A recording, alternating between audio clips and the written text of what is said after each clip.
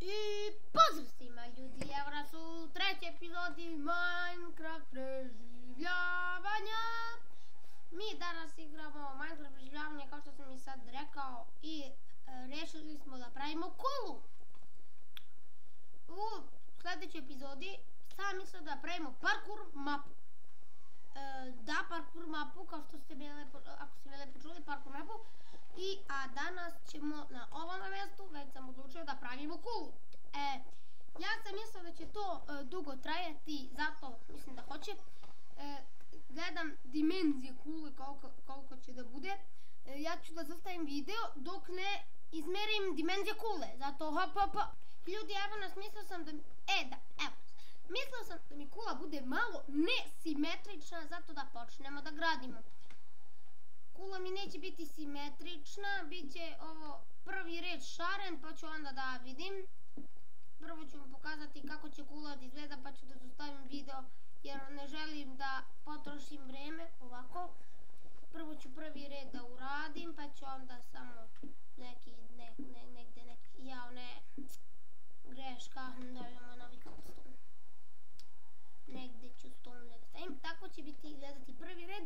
Ja se vraćam, vidite pada mrak, ja se vraćam kad to sve sredim. Zato hop. I ljudi, evo nas, ja sam uradio to što sam želeo. Sad ćemo pretvoriti ovo u ove, kako se zovu, slabove, ploče ovdje vidimo kao neke spiralne stepenice, ali to nisu stvarno spiralne stepenice. Ovdje sam ovo trebao da popravim, ovdje sam trebao da stavim cobblestone, pa i cobblestone, i ovdje ću da stavim stepenik i tu se do kraja ide, tako. Ćemo tu staviti tu na neka random mesta, kao ovo je kao potrgana kula.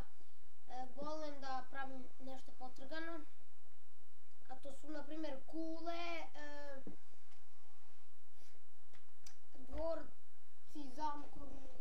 dvorci, zamkovi, zidovi.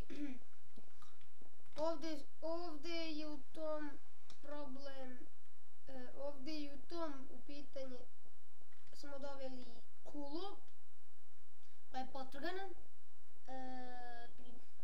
I odakle mi gledamo sve što smo uspjeli da napravimo. I ljudi, samo da znate, meni je ponestalo drva, uopšte nema više drva. Ovdje sam potrošio sigurno 1,5 stek u ovo, 1,5 stek. Ovdje sam malo smanjio, uštedio sam. Evo na ovo jedno ćemo da uštedimo, barem jedno da imamo. Ili barem da uštedimo na 2. Barem na 2 da uštedimo da napravimo stikove.